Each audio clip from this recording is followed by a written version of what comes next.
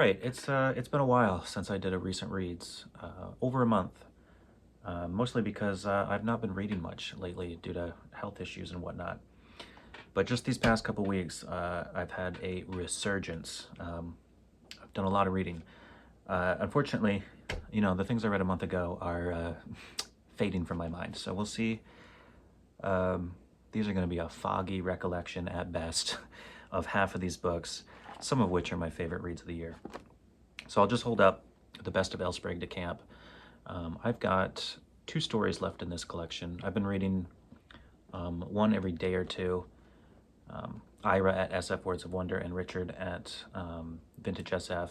3 of us are getting together in 2 days from now to record our next discussion, and it's going to be on the best of Elsprague de Camp. And now that I think about it, it's entirely possible that that video will come out before this one. But anyway, Elsprague de Camp, not as uninteresting as I experienced. I don't know why I had preconceived notions of, well, I had preconceived notions of what Elsprague de Camp would be like, and they were mostly accurate, but I've enjoyed it more than I thought. But I'll leave it. There's no point talking about it. I'll save it. I did leave off, a month ago. I was halfway through Robert Silverberg's Downward to the Earth. When I finished this, I liked it probably more than The Man in the Maze, and it became my favorite Silverberg, but admittedly I've read very little. And now I have a two-way tie, I think, with this and something else we'll talk about later. But this was really good. I don't remember how much I talked about it, but it's about a planet that was once held by, not really a colony, but by a human corporation that was exploiting its resources for a decade until, more than a decade, probably. But a decade ago, it was discovered or determined that the native race, which is these elephant-type creatures, were intelligent enough, just different than humanity, but intelligent enough that, they're recognized as conscious, intelligent beings, and the planet has been given back. And the main character, whose name I couldn't possibly remember, Gunderson. Yeah, Gunderson. He used to lead like a small encampment or something. He was in charge of, a base of people, which I think at times was maybe somewhat militaristic. Certainly they have weapons and stuff, but, just fighting the dangers of the jungles, really. They had no quarrels with the alien species. Anyway, it's been a decade since he was last there. He left when the planet was given back to the natives. But there's still humans living there, less than 100, I think. And for reasons of his own, and reasons he's subconsciously not even aware, he's drawn back to the planet, the name of which I cannot find, of course. This is kind of a retelling or inspired by Heart of Darkness, which I have not read. But I've come to realize Silverberg bases his stuff on a lot of previously written material, old classics, myths, and that's pretty cool. Like Man in the Maze was a retelling of something. Another book I'm going to talk about was heavily inspired by the Tower of Babel. Anyways, we follow a man who is striving to understand his past actions, reconcile with this race that he treated very poorly. And by the end of it, it was basically telegraphed from the start. I mean, this came out in 1970, so it wasn't exactly full of tropes at the time. But I could tell from way before halfway through the book probably what was going to happen, and it is what happened, and I still thought it was incredible. It's just about a man on a transcendent journey, really, and it blew me away, especially since I had just read Man in the Maze. There was so much more I wanted to talk about. I had tons of annotations, but too much time has passed, and I never got around to really reviewing it properly, but I did love it. It's maybe tied for my favorite of his so far. After that, I read Hawksbill Station, which was a lesser work, but also good. This one was from, I think, published in Galaxy in 1967, probably serially, and then published in 1968. These Berkeley copies I have are from the late 70s. So I think this was published a little later than Downward to the Earth. So it involves political prisoners in kind of the near future. Earth politics are a lot different in this near future, the memories of which are kind of hazy now, but these prisoners are treated fairly and respectably. They're not tortured or killed, but they are sent back in time to the Cambrian age, where they basically live on, an early epoch of Earth. They just live on this like blasted rock landscape where there's maybe a couple weeds growing, and they're basically trapped there. They're sent back far enough that there is no chance of survival, really. They're not gonna sustain themselves and build some sort of new colony, which is going to, have an effect in the future and change all history. But they're also not sent back in time with women. There is possibly all the female prisoners are sent to, a different time, maybe a million years adjacent or something, so that they can never meet up. They can never procreate and screw around with the future, which is really cool. But, as I've come to realize, Silverberg's stories are never about the simple plot. It's about the themes he weaves within. And this one takes part equally from the point of view of the man who is leading. Well, he's not the leading. He's kind of the leader of this colony of prisoners as they eke an existence on this little blasted rock, just trying to survive in this sad little shanty town. Once a year, they make a 7 or so day hike to this inland sea, which is basically the only place they can go in that direction, just to check things out. The time travel technology is not perfected when they first got started, so while the party in charge back on present-day Earth does send them care packages and stuff to keep them alive, in the early days, the timing and the science was not perfect, and so some of the things they sent at the very beginning have not arrived yet, and they'll arrive in the wrong location 20 years after they were supposed to arrive. So part of their yearly hike to the inland sea is just to scout out the surrounding area and see if there's any supplies that, didn't make it to their objective, and they can bring them back home. But, it's really about the inner turmoil of this main character.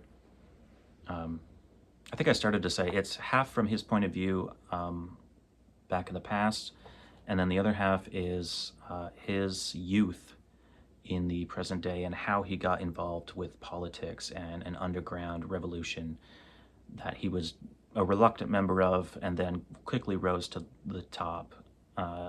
It was really cool. Some of the covert meetings and stuff kind of reminded me of stuff I've read and heard about on podcasts about the early days of the pulp writers of science fiction in the States, getting together and having these meetings and discussing politics and science fiction and writing. And I know Silverberg was probably part of some of those.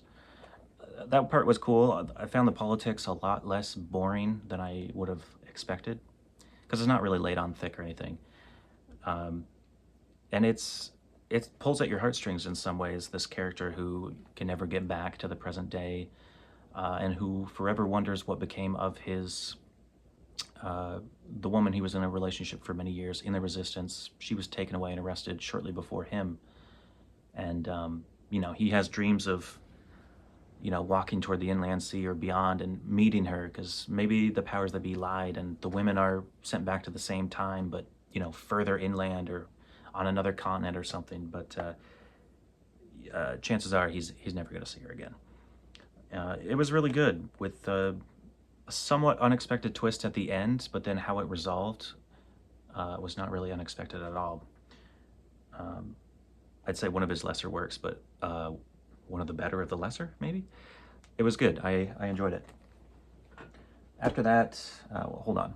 Take a sip of this moonshine I'm sampling today, mostly to just get rid of it.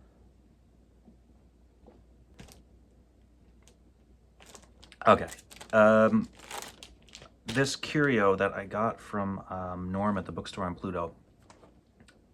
Oh God, that's strong. Arthur K. Barnes, Interplanetary Hunter. So I don't know much about Arthur K. Barnes. He was writing for the pulps in the 30s, 40s, 50s, and it seems that his character, well, there's two characters here. So the main character you would think is Jerry Carlisle, who is a woman. She runs this interplanetary, well, actually she works for the London Zoo of, I don't know, xenobiology creatures. I can't remember the actual name, but she's the most famous hunter of exotic xenobiology. And this is basically just African safaris in space. We travel around the solar system with this woman and her very disciplined crew who are so loyal to her. And she catches and tames beasts.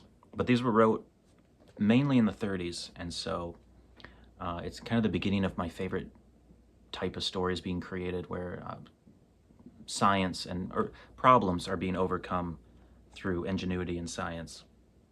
But this author spends all these stories building up Jerry Carlisle and how she's such a formidable, competent woman. And you would think that these being written in the 30s and 40s, like, wow, that's one of the first examples of such a female portrayed in this genre. And it is kind of, but at the end of the day, she actually takes a backseat to her boyfriend, the excellently named Tommy Strike, who tends to save her. She inadvertently becomes a damsel in distress a lot. It's kind of annoying, considering how often it's shoved in our face that that she's so competent and so great. It's comical. She has an ongoing rivalry through several stories with this media magnate who lives on the moon in New Hollywood or something. Because whereas she catches exotic animals and brings them to the London Zoo for all to see, he just makes robots and CGI versions of those creatures after she catches them and draws people. He's drawing people basically to his movies and films. And apparently that's taking business away from the London Zoo. They have such a strange rivalry in terms of trying to get more consumers over the other, basically. And the highlight story out of these, there's a few good ones, but the one that was really good, it turns out, was co-written with Henry Kuttner. So I've once again read Kuttner. I've read his co-written stuff with his wife, C.L. Moore, but now I've read more Kuttner, but never anything he's written on his own. And the story he co-wrote with Arthur K. Barnes was Almusin's Comet. And I didn't find that out until after the fact when I did a little research, because it's not hinted at in here whatsoever. It was, and in hindsight you could tell, it does feel like C.L. Moore-ish and Kuttner-ish. They travel to this comet that is only going to be in the solar system for a very short period of time. And they start seeing things from their imagination on the horizons of this bleak comet that just pop into existence and then disappear. And what I found, the only downside of the story was Jerry Carlisle, the amazing, competent female, is always drilling her staff, her loyal men, to follow discipline, don't do anything stupid. As soon as they land, their first priority is to repair the ship, because flying into the comet's tail, they took a bunch of damage. And she's bored while they're repairing the ship, so without telling anybody, she leaves the ship and walks across this desert comet, which is just ridiculous. And of course she gets caught by something, and Tommy Strike has to lead a charge and save the day. But it's kind of H.P. Lovecraftish. The entities they meet are these spheres who are so advanced and became so bored with their decadent society that they split their brains so that one half is constantly asleep and dreaming. And what they dream, using this technology they've created in this tower, they project as a reality, and they fight one another with their own dream projections. And they've been doing this for thousands or millions of years. So you can imagine what would happen when another sentient race shows up who's capable of dreaming. It's just this extra source of imagination that they've never been subjected to. So they become very possessive of the humans that they finally find, or that finally show up on their planet, because if they keep a human in stasis, they can use that human's dreams to conjure up their own imaginary things. It was wild, and it was dreamlike at times. It was really good. That was the highlight of these stories. There's, I think, maybe 7 in total. It's really hard to determine online, even using isfdb.com and whatnot. I think there was 7 stories total. There's 5 in here, from what I remember. But even the little synopsises on the back here, some of these are incorrect or have just the entirely wrong character featuring in the wrong story. So altogether, this was a poorly put together book, but I did enjoy it. It's not something I would recommend seeking out, but it does have early examples of alien life that's at least thought out. I read a little bit online where Arthur K. Barnes, in some circles, was considered kind of like Stanley Weinbaum and Raymond Galloon for early depictions of interesting, realistic alien creatures. But at the end of the day, it's just African safaris in space. But it was fun. All right, next up, I read No Blade of Grass, alternatively titled The Death of Grass, by John Christopher. This was published in 1956. My copy's from 1980. It's an Avon printing.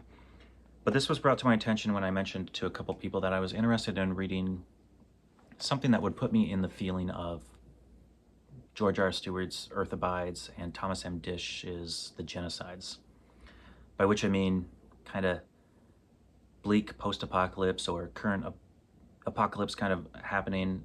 All right, my phone died on me there, but as I was saying, I wanted something like George R. Stewart's Earth Abides and also Thomas M. Dish's The Genocides. So a couple people told me to check out John Christopher's No Blade of Grass. And it was good. It wasn't quite as bleak or dark as I expected. It was otherwise what I thought it would be, which is this family trying to cross, well, first exit London and then cross the countryside to the potential safety of a kind of valley that the family has a farm in that could be easily defended from people with malicious intent. And it was good. It was from 56, right? So yeah, like these kind of stories I think are so much better pre-social media, pre-cell phone. It just wouldn't be as fun these days. I need to read stuff like The Road, which is a little more modern. But I really like this. I like the idea of society collapsing before the world was super connected. And this just has, you know, some of the worst elements of humanity cropping up as these people try to get across the countryside. It doesn't sound so bad. It's a virus that kind of just kills all types of grass, but that makes it hard to grow grain and a lot of other stuff. There's a lot of repercussions you don't at first think of. And as society starts collapsing, the tension just grows and grows. And then the main character and his family finally pull the trigger and they're like, okay, we have to get out of here. But there's kind of a curfew on London. People aren't allowed out. The way they get out is very tense, and then their struggles across the countryside as they meet a few other people and defend themselves against other people is really, it's intense. It just wasn't as dark as I was looking for, but it was good. And the only other downside I would say is quite an abrupt ending.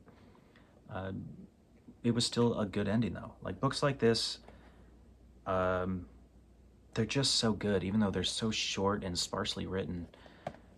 This was, you know, less than 200 pages and just really, really fun. I'm really digging the apocalypse in the British countryside. So I need to read some John Wyndham, I guess. But yeah, I look forward to more John Christopher. I do have a little more. I've got his Tripod trilogy, which is kind of an alien invasion trilogy, I believe, with I'm not even sure if I have these in the right order. The White Mountains, the City of Gold and Lead, and the Pool of Fire. I'm not a major fan of the cover art, but I do look forward to checking these out, especially now that I've actually experienced the author. After that, I read this kind of in between and during other books, the Feast of Saint Dionysus, which is just a collection of 5 stories. So the kind of funny thing about 3 or so out of the 5 was that the story itself left me kind of confused, but then the endings had somewhat ambiguous endings, which left me even more confused. So the first story, the Feast of Saint Dionysus, or the Feast of Saint Dionysus, is just about the lone surviving astronaut from a Mars mission that went wrong, returning to Earth and kind of just walking into the Nevada desert or something, to either live on his own or die. He just has too much despair and depression, and he comes across this strange society that's more like a cult, really. But I really didn't see the point of the story. It was dreamlike at times and just bizarre. Not one of my favorites from Silverberg, that's for sure. There was Schwartz, Between the Galaxies, which again was just I really didn't see the point of it. It was a professor who is bored with his life and more interested in fantasies of his own design taking place out in space. And by the end of it, I'm not sure if he went nuts and kind of really leaned into his fantasies or what. Another one, the third story, Trips, involving a man who's just traveling through adjacent similar dimensions. I guess in the future, traveling to very similar universes adjacent to ours is normal. You can go meet yourself. You can meet your loved ones who are similar but not quite the same. And again, it was kind of just a tedious, pointless journey.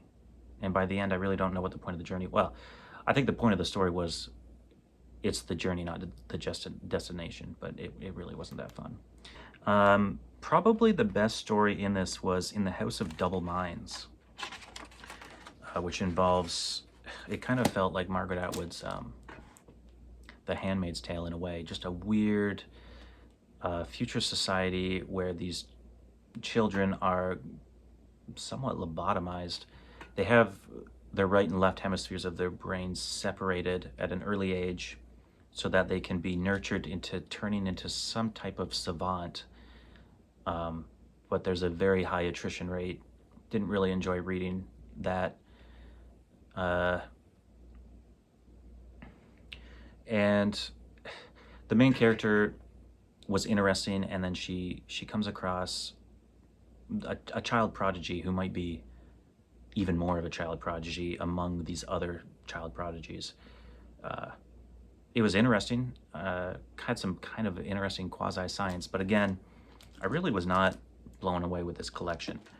The last story I probably had the most fun with, but it was, it also was nothing special. It's just called This Is the Road, and it was a far future. Now that I think about it, it could have taken place in the book I'm going to talk about shortly, which is a collection of post-singularity themed stories. This is the far, far future of Earth, where humanity has split into many different types of modified humans, and some kind of ambiguous threat is sweeping the landscape and just destroying entire nations. And this band of people, or creatures really, they're humans, but they're different types of humans, are just traveling down this road trying to escape this threat. They get stuck at a roadblock, and they have to negotiate their way past. I really didn't see the point of it's a strange collection. Every one of them makes you think and was somewhat trippy, but ultimately I'm only going to keep this because I love the cover art and it's very trippy looking on the spine and on the bookshelf. But yeah, I wasn't totally blown away by this, but that's often the case with short stories. I often like author's novels more than their short stories, although there are a couple Silverberg short stories that I've really enjoyed. So I read that in between other books, but after that, for some reason, I was interested in the theme of this, Beyond Singularity. I had that video recently of just a bunch of anthologies I found, and something made me pick this up. I figured, you know, I bought all these things, I should justify buying them and read one. And this was the one of interest, edited by Jack Dan and Gardner Dozois. I've mentioned before, I'm really curious about Gardner Dozois since I have a few anthologies from him, but also he's just so prolific in collections and anthologies. I was curious. So I'll just show here the stories, and then I'll go through a few of my favorites, because some of these really took me by surprise.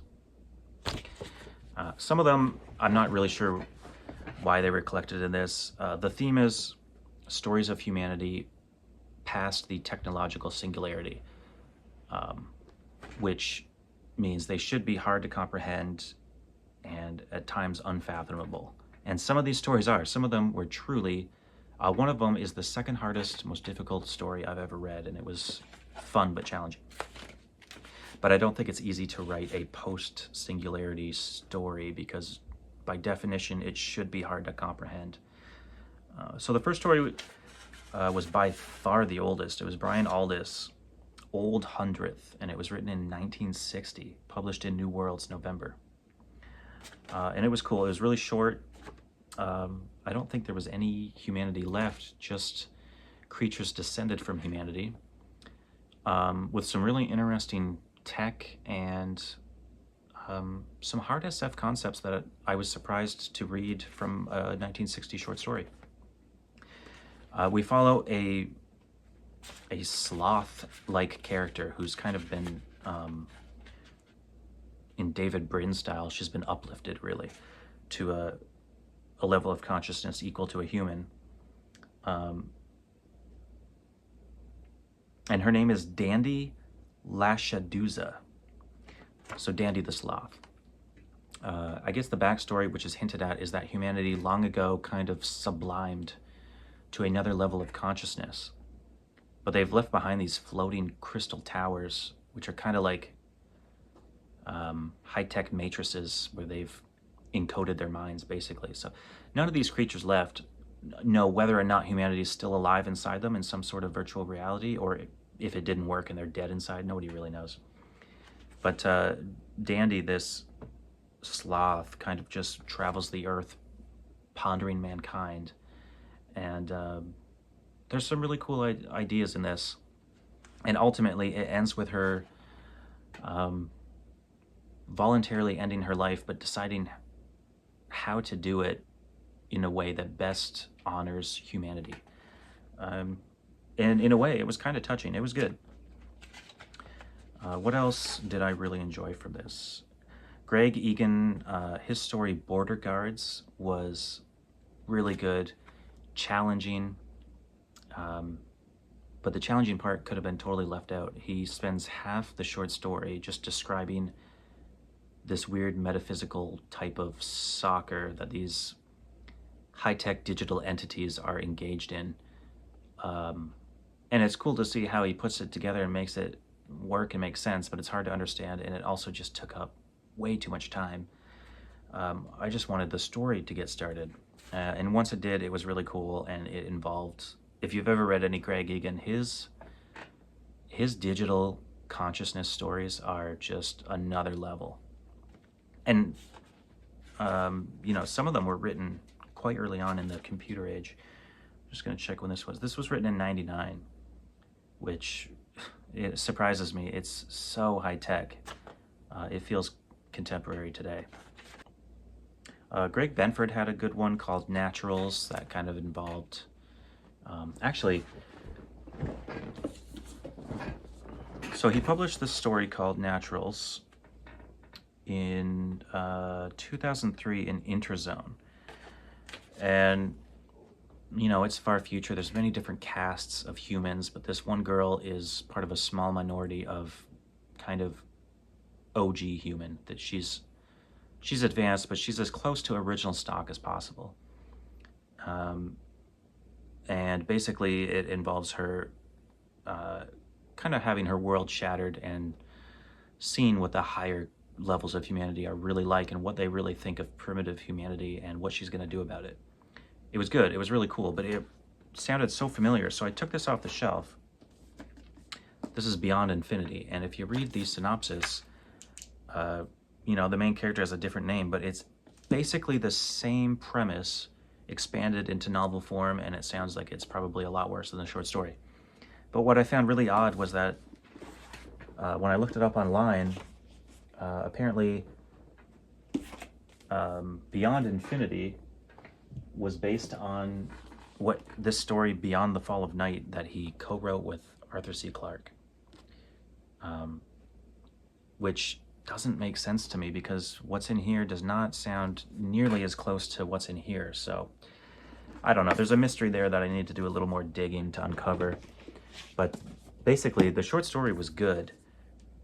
I don't think this will be as good. I'll probably get rid of this, and I could see myself buying it again when I find a paperback, but I really have no interest in reading an elongated version of the short story, which I thought was pretty good. It's very strange. If you've read the short story, or if you want to read the synopsis of the short story and compare it to the synopsis of this, it's very strange. Very similar. Robert Reed had a story called Coelacanths. Coelacanths. Written in 2002, it's 3 very short stories. You know, you read part of one, then part of another, part of the third, and then you start over on part 1 again. They're very tenuously linked in some ways. I think they're linked in, well, they're clearly linked in more ways than I was able to comprehend. But it's one of the stories in here where I was truly lost. By the end of it, I really had no idea what was happening. I liked that. It was disorienting. The only other thing I've read from Robert Reed was his short story Marrow, which was later Marrow was really, really good. I really enjoyed Marrow, the short stories. So I've since, after reading this short story, which was bewildering, I bought the novel of Marrow, which he expanded the short story into a novel, and then it became a series of books. So I look forward to reading that, but did not really get along with this short story. Michael Swanwick had a story in here called The Dog Said Bow Wow, involving 2 kind of rogue thieves in a far future post-singularity where humanity fought back and destroyed, or at least locked up, digital consciousness. It's about a uplifted dog and a human who try to swindle somebody in the Britain government, and then accidentally end up getting the Queen killed. There's a lot of comedy. It was kind of dark and twisted, but it was interesting because I do have a novel. I think it's called Chasing the Phoenix, and it is those 2 characters. So I look forward to reading more about those 2 characters. I think he did a couple short stories and at least 1 novel. Mary Rosenblum had a story called Tracker from 2004 that was really good. It made me want to look up more Mary Rosenblum stories because I don't believe I've read anything from her. Eric Brown had a really short story called Steps Along the Way that I thought was really good and had 2 people from human history pop up in it at the very end, which was neat. And then the very last story, Christopher Rowe, The Voluntary State from 2004. This is the 2nd most challenging story I've read, second only to Greg Bear's Hard Fought, which is well named because that story is incomprehensible at times. Christopher Rowe's story, The Voluntary State, is about, it's hard to piece together. It's It's about a small band of people destroying an AI, but it's really hard to understand what's actually happening. We're in the state of Kentucky, and this guy is driving his car, and he pulls over at the side of the beach to do some paintings of the beach. And when he gets back, his car has been vandalized. And then we find out the car is like an animal. It's upset that it's been damaged, and it's a little frightened. And the guy has to call in. Well, first he calls the police, and they're bizarre. And they have a mechanic come, and she grows a garage around the around the car, and she's basically like a veterinarian slash mechanic engineer. And the guy who owns the car has to walk home. And on his walk, he's abducted by people from a neighboring state, and they seem like they're mongrels and thieves and just probably murderers, because we're seeing everything from this guy's point of view.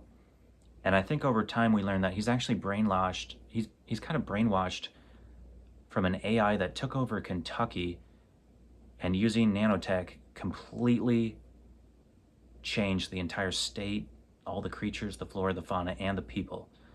I think these people had kind of like chips in their head, you know, like any hard SF or space opera. People always have chips in their head that they use to communicate with technology and one another. And I think it subverted this technology and kind of brainwashed these people. So they think they're living in a paradise, and people from neighboring states are degenerates.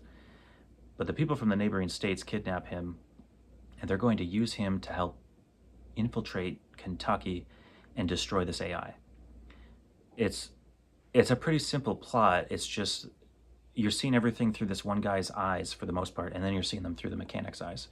But these two people are, you know, kind of brainwashed. So everything from their point of view seems disorienting and strange.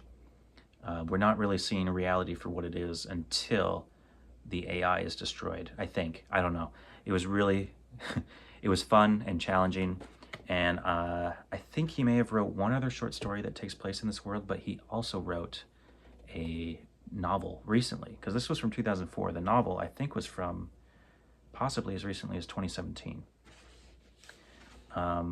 And I can't remember the name, but I will put up a picture. I'm going to acquire that soonish when I can bring myself to spend the money, because I got to read more. I think it takes place before the voluntary state. But it was really good. I really enjoyed this. Jack Dan and Gardner Dozois did a few anthologies together, but there's one other called Beyond Flesh. If I ever see that, I will pick that up, because this was well worth checking out.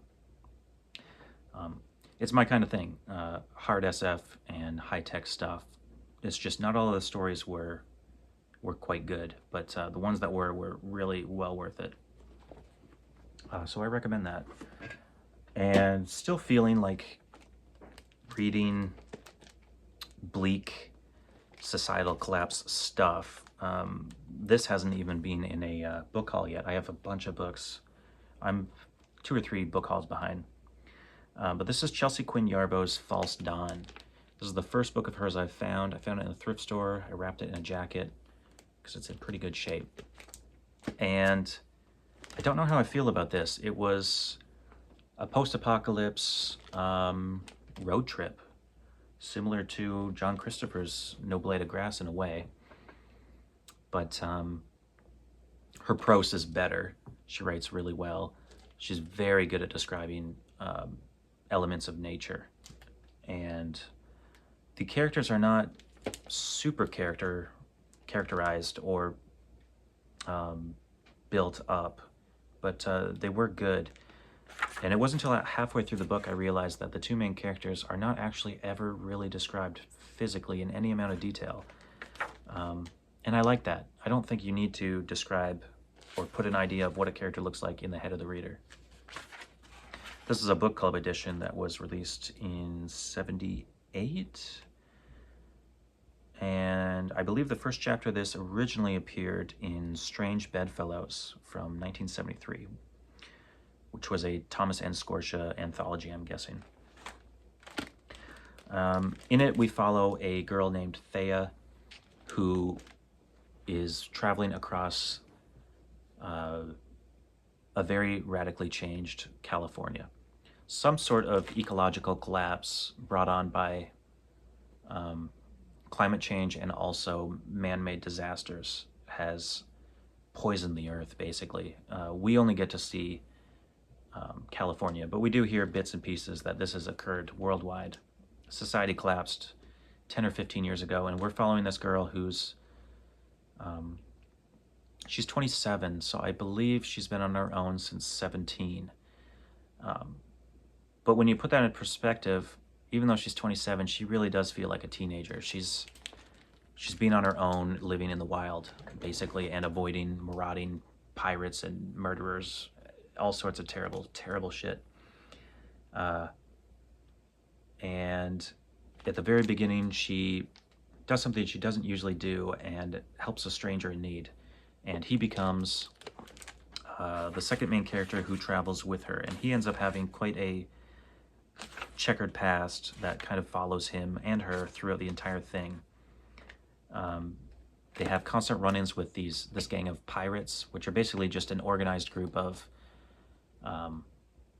people that are just pillaging and destroying towns, murdering people for their belongings, for gasoline, food, anything. It's very Mad Max. It's the most Mad Max book I've ever read. The only disappointing thing is there is no plot and there is no ending. This is kind of an eternal road trip. There is no destination. There is, but it's not what the characters thought it would be, kind of thing, and the road trip just kind of continues. And it never really ends, and it's really up for you to decide by the end whether they lived or died, and it doesn't matter. It really drives home the point that it doesn't matter. This world has gone to hell. It's not coming back. Humanity's probably not going to get a hold on this thing. It was written in, I said the mid-70s, right? Or the early 70s, the first chapter anyway. And it involves kind of two different classes of humanity clashing. The disaster has led to a lot of, well, most births relating in mutations. The pirates are kind of trying to kill all mutants, but they're also just killing anybody. But by the end of the story, there's a hint that kind of everybody's turning into mutants anyway. Which I guess means they could adapt. It's very ambiguous. They could adapt to the new world. I think I'm getting it right now. Humanity is changing with the world and adapting to it, but they cannot rise above and survive themselves. I guess that's the story right there. I just figured it out. There's so much death and rape and destruction in this. It really paints a picture of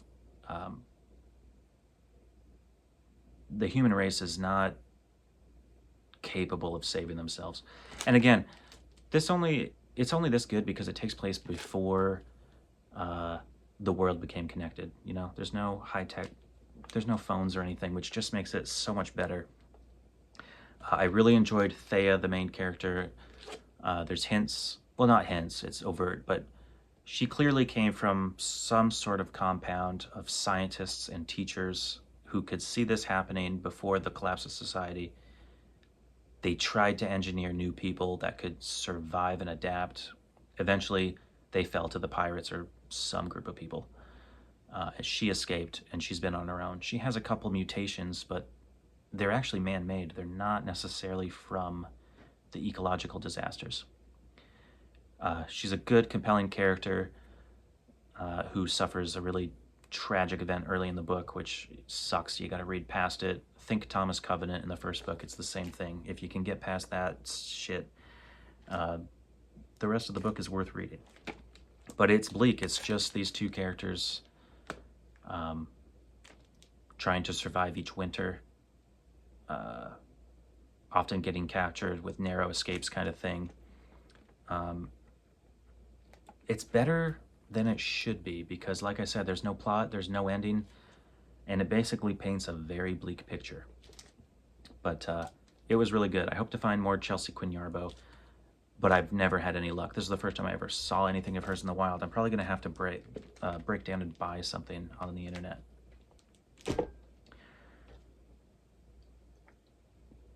All right, next up, I just finished this 2 days ago. Silverberg's Tower of Glass. This would be a tie probably with Downward to the Earth. As you can see, tons of annotations. I really loved this because, like I said, with Silverberg, there's so much more going on than the simple plot.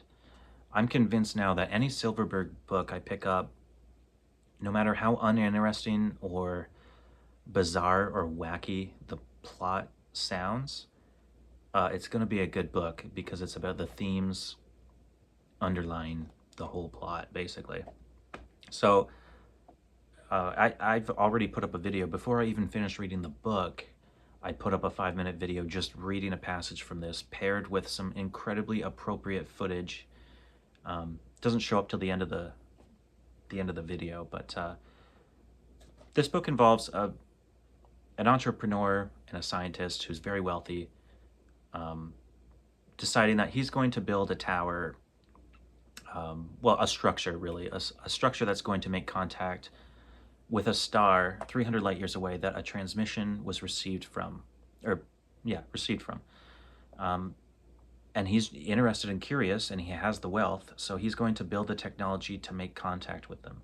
The cool thing is, anytime a star system is referenced in a book, I will look it up. It's always interesting to know what was known about that star system at the time versus now. I don't know exactly how much was known when he wrote this in 1970, 71. But since then, about 10-ish years ago, ASA was able to film a really cool, zoom in with a telescope kind of thing, a composite image thing, but it's of the exact star. It's a planetary nebula. So once I looked that up and then I came across this particular passage, I just thought I have to pair those two things together. And I think it turned out mostly well, except the volume of the music I put was a little too loud. So it's, the plot is about this guy using a race of androids that he created. So this is 1970, early Android stuff, a few years after Philip K. Dick's Do Androids Dream of Electric Sheep, right? Yeah, that would have came before this. But what the story is really about is, the other intelligent consciousness that's right here on Earth, which is these androids. They're interesting androids because they're 100% biological. They're not clones, but they're grown in vats. So they're called androids, but they're basically people. There's different levels with different intelligences, but the ones with human level intelligence hold important jobs. That was the dog. They all have cool names too. I'm trying to find Thor Watchman is the android who's Thor Watchman is kind of the leader of the project that's building the tower. He's literally the watchman. He takes care of all on-site operations and jobs and delegates things. But as the story goes on, we find out his personal life and the personal life of multiple androids, if not the majority of them, is a lot more complex than humanity realizes. And they've got secrets from humanity, and they have desires of their own.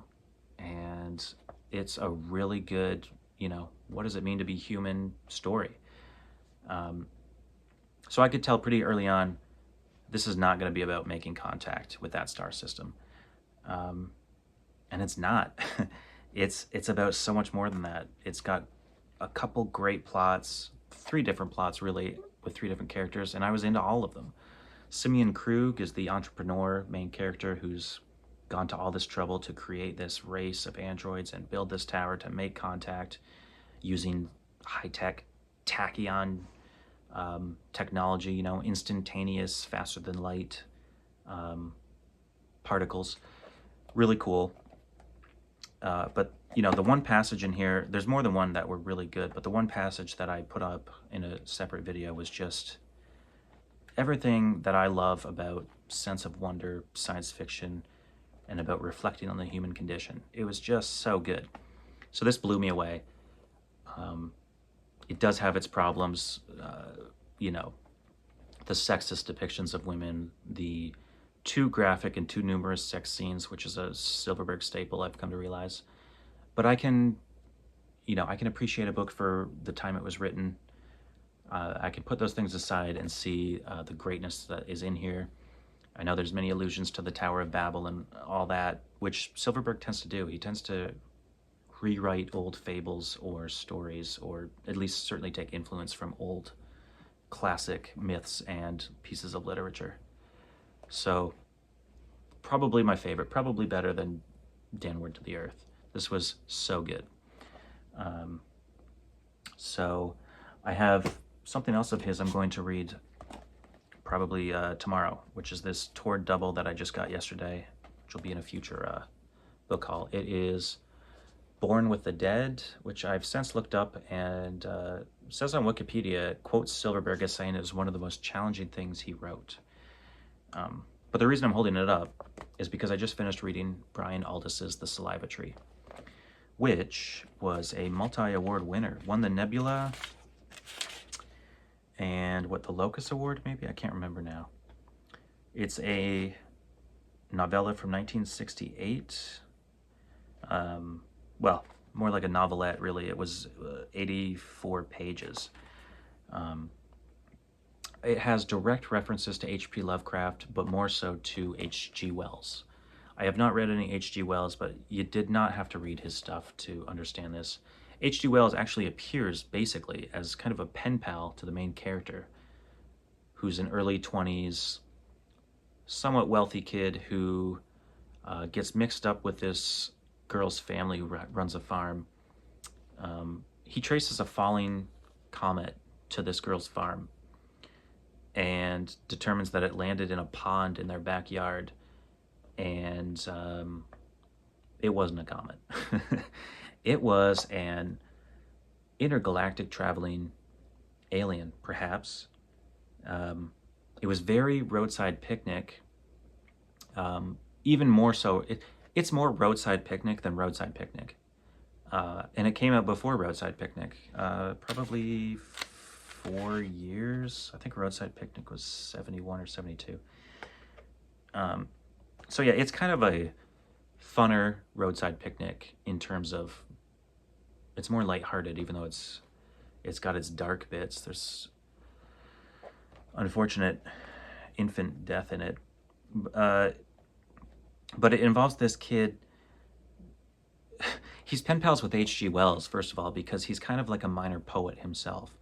So this takes place at the end of the 19th century. So H.G. Wells, has begun his career. He's a notable author, and this kid looks up to him.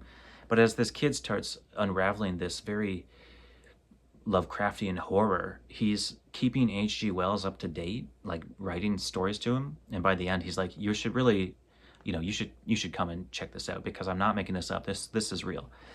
And yeah, it was fun. It was dark, but it was fun. It almost reads as like a young adult before such a thing existed. And I enjoyed it. So just so I can check it off on Goodreads, I'll read this tomorrow, this Silverberg, and I will finish up The Best of L. Sprague de Camp. I'll finish that, and then in just 2 days' time, I'm going to talk to Ira and Richard about it. And let me think. Oh, it's Richard's turn to pick the next one. Yeah, so I don't get to pick the next one, but I think I know what I'm going to pick. And I don't know what I'll read next. I've been in a weird space where I'm just picking something off the shelf and reading it within 2 or 3 days, which does not often happen. I started this the day I bought it and finished it the following afternoon, which for me, it's been a long time since I've been able to do that. I may read Clifford D. Simak's The Werewolf Principle, because Sean Standfast and some others are reading a different Simak every year. It's that little project that Sean has, and I want to get involved. It's just, I never know how I'm going to feel, if I can read something in time, or if I'm even going to feel like doing the video. So I don't know if I'll read this in time to join those guys, but I might read it anyway so I can enjoy their discussion. Otherwise, I hope to keep up this momentum, keep reading, and start editing some videos because I've got multiple book hauls. I've fallen behind on a few videos here, but I had to get this recent reads out, and hopefully I can keep this momentum up. And yeah, as always, thanks for watching. I always appreciate it. Appreciate the comments, and we'll see you in the next one.